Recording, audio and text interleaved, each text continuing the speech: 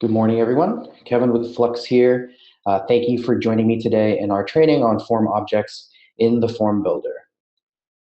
This training is a basic overview of form objects that admins use to build forms on your Flux site. If you should have any questions during the webinar, please go ahead and type it in the question section. We'll be dedicating the last few minutes for questions and answers, so we'll be saving all of your questions for then. Of course, if we don't get to your question in time, we'll try to curate those and answer them offline. Okay, so let's go get started. Today, we're going to talk about the objects that your forms are comprised of, and we're going to be going over the following items.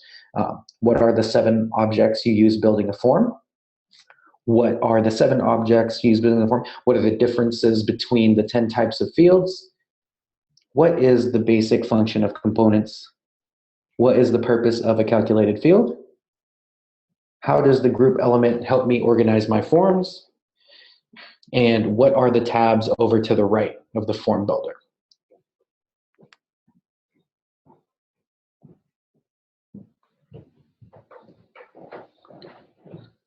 Okay, so first off, there's 7 objects that make up a form.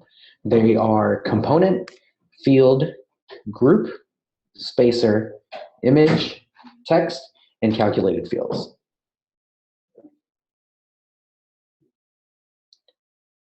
Now, while the functionality of some of these may seem obvious, we'll go through all of them using specific examples to help you with building.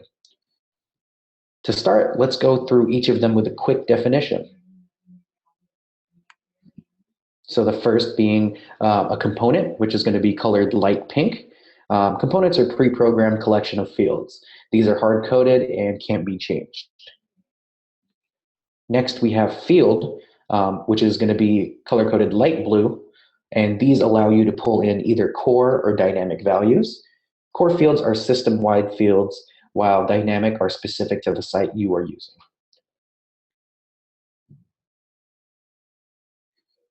Next, we have our grouping, which is going to be color-coded green. And these allows you to group objects for ease of dragging and dropping, and of course for organization. Our next form object will be the spacer, which is color-coded in gray. And these allow you to add 1 to 10 blank lines of space within your form.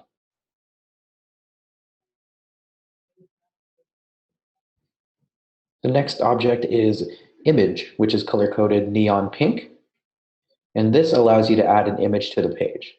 One thing to keep in mind is that this can't be resized in the image component and must be edited using an external application.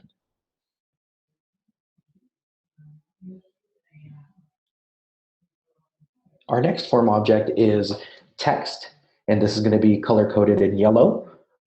This is going to allow you to enter titles, headings, list views, directions, HTML, tables, and any other text content. And this is going to be for staff, reviewer, or applicant.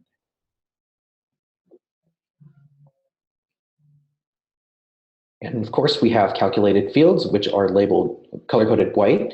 And this would allow you to calculate 2 or more fields. So adding, subtracting, multiplying, dividing. And a roll-up will allow you to calculate from one card to another. Fields and components have various applications and can themselves be divided into multiple categories. So let's go through some of these now.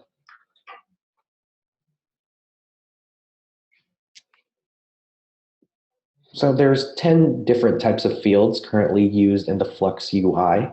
To create a new field directly on the form itself, begin by selecting field in the kind dropdown and click Create New Field in the field dropdown. And that's going to be your first option. Then you're going to go ahead and select a field type by going to the Type dropdown.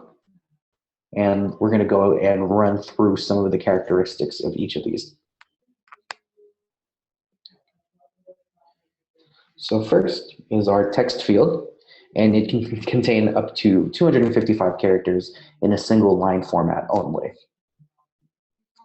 This type of field is useful when the response is only one phrase or sentence. Next, we have our text area. If you want the response space to be bigger, you should move on to this field type. You'll notice that the text area, that there is a box that allows you to allow rich text editing. And the character limit for fields is going to be 65 characters, or 1.5 pages.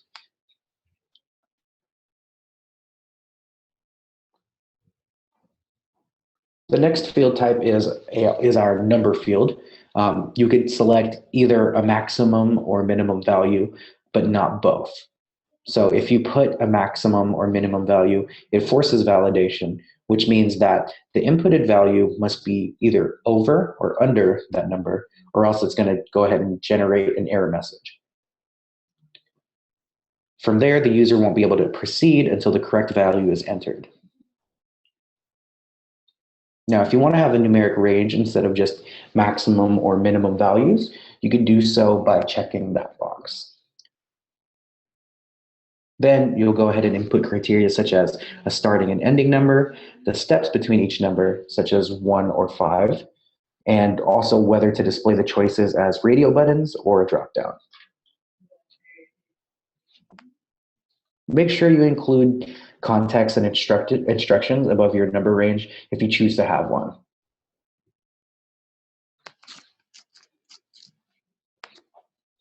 The next two field types are date and date and time. Both fields create fields that record the date. There's a slight difference though. Date is going to allow you to choose a date from the calendar modal, while date time allows you to enter the date manually.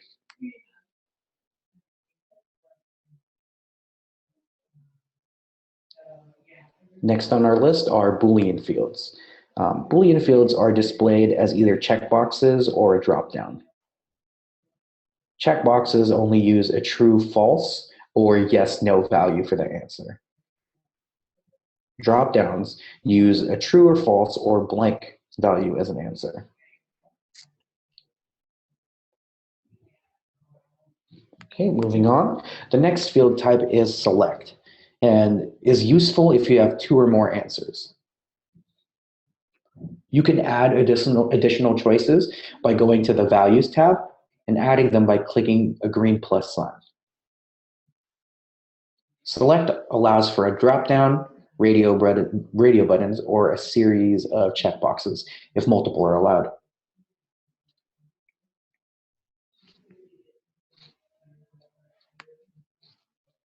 The next type is our amount. You can choose the format of these values as either decimal, percent, or currency, and then you could also add a minimum or maximum value.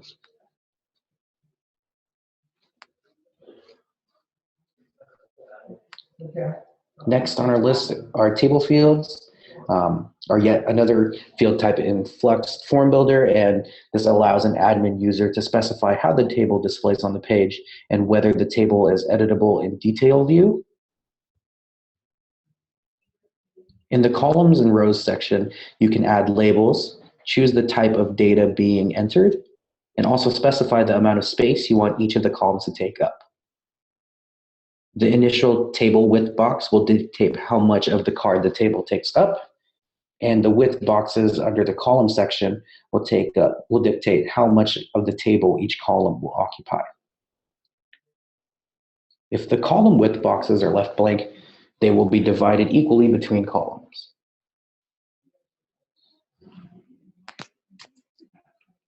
The next type are ad hoc questions and allow staff members to add questions that did not exist on the form originally and have them answered by another staff member or by the grantee. Now, who can answer the question depends on the visibility settings of the ad hoc field, which could be set in the visibility tab.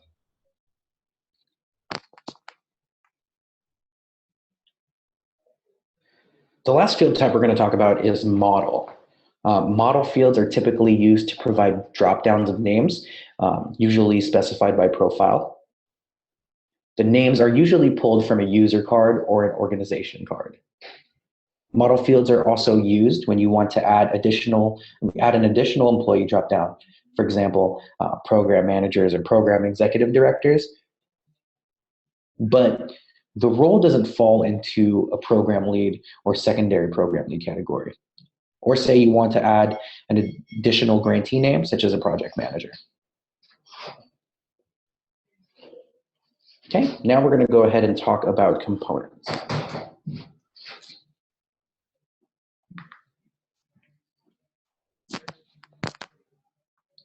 Components are a collection of hard-coded objects and are designed to perform predetermined tasks. Keep in mind, components cannot be modified. Some examples of common components include the organization component, which autofills an organization's name, the documents component, where a user can upload documents and allow for the selection of a document type, the reviewer component, which allows the assigning of a reviewer to a request and creates a review record, the fiscal org component, which allows the assigning of a fiscal org relationship for the primary organization, and the funding source component, which allows for the assigning of funds to a budget program and a spending year.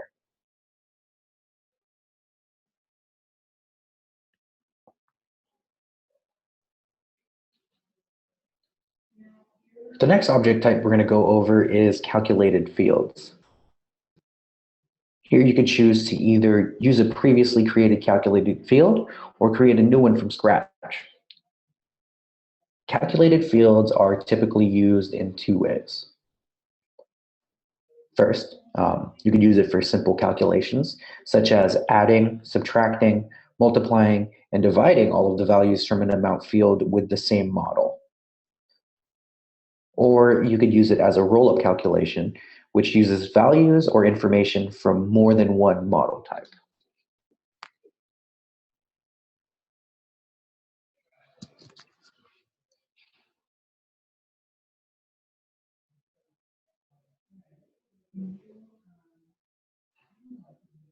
Okay, moving on, the next topic we're going to cover is grouping within your form. Group is the green form object and allows you to rope several objects into one.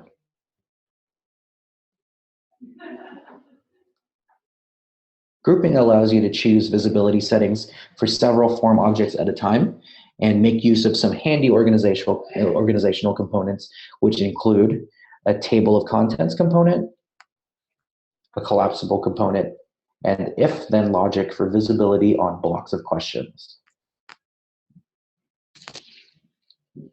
Groups also allows you to set a character limit for a block of questions. And it will also copy groups of form objects between or within themes.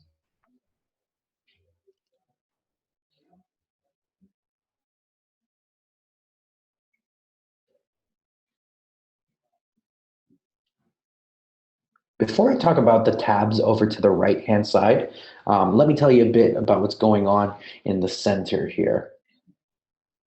These here are the form objects, and notice that there are different colors over to the right edge of each object. Each color indicates a different type of form object, as we covered earlier. Notice here to the right of the form object is a list of what looks like a miniature version of the form objects. This is a handy way to navigate from object to object within your form. This is particularly useful in longer forms.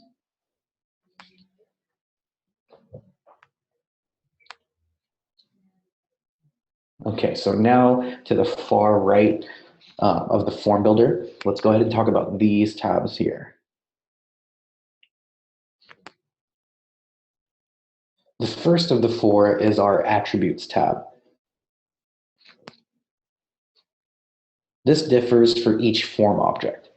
However, what stays the same is the ability to choose the kind and the type. The other consistent attribute is also the copy element dropdown, which will be found if you scroll a little bit further down.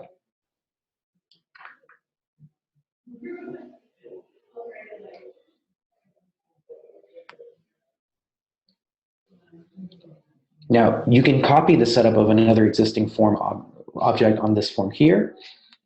This is particularly useful for complicated form objects, such as a budgeting table. Now notice that the tab is grayed out and is unavailable. This is the Values tab, which is only available for specific kinds and types of objects. For example, a select field in which a user can select multiple answers from a set of answers to a question on your form. Those values would be configured there.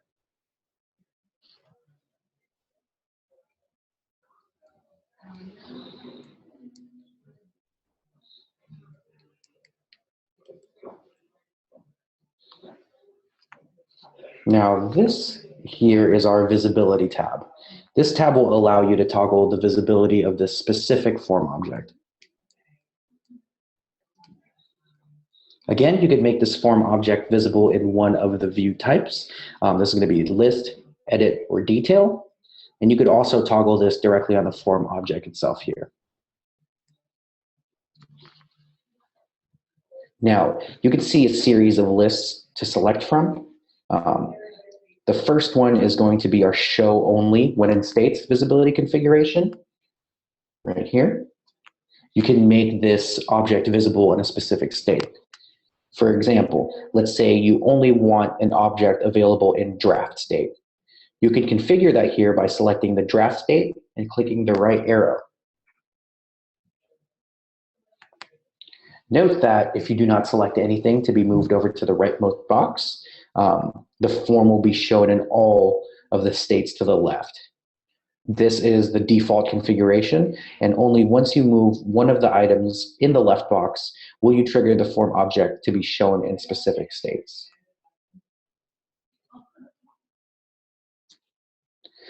The next list is the can see visibility configuration. This is very similar to the show only when in states visibility configuration, such that the standard configuration will only change once you begin moving items from the left box over to the right. Here you can select users with specific profiles to view this form object.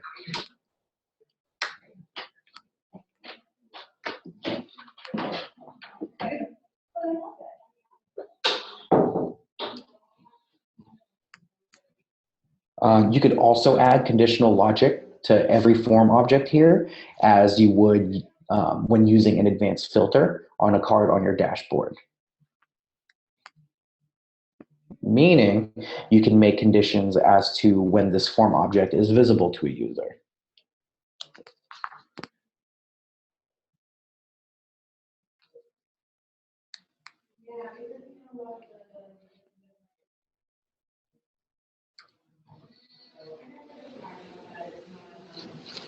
The last tab we're going to talk about is our styling tab. This tab allows you to change the aesthetic or look of each form object. You could adjust the margin, padding, you could create a border, you could align the form object's content, and of course you could add color to the background of the group.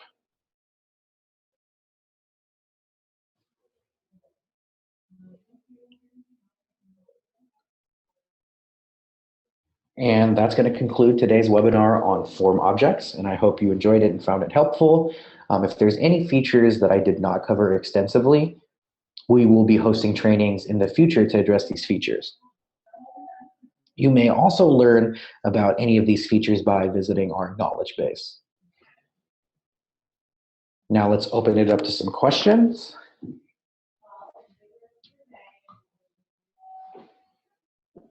Okay, first one. If I have several fields in a group that each have different visibility settings, would a group's visibility settings take precedence?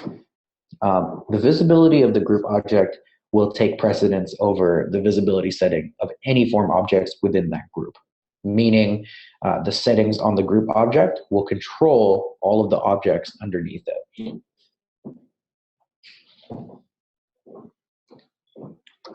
Okay, next question. Can we customize the color coding of each form object? Unfortunately, the colors of the form objects themselves cannot be customized. The colors are standardized across all Flux instances.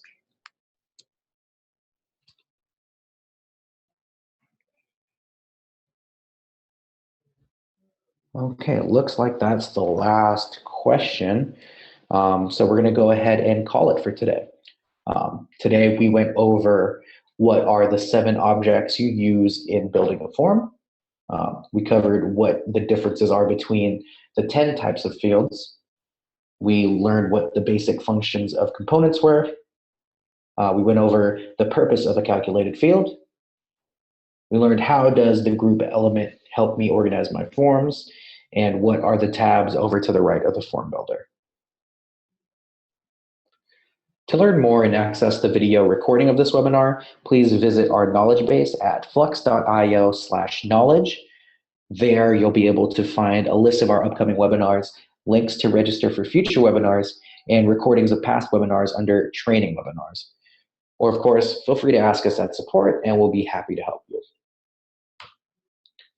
Thanks again for joining us today, and we hope to host you at our next training. Have a great day.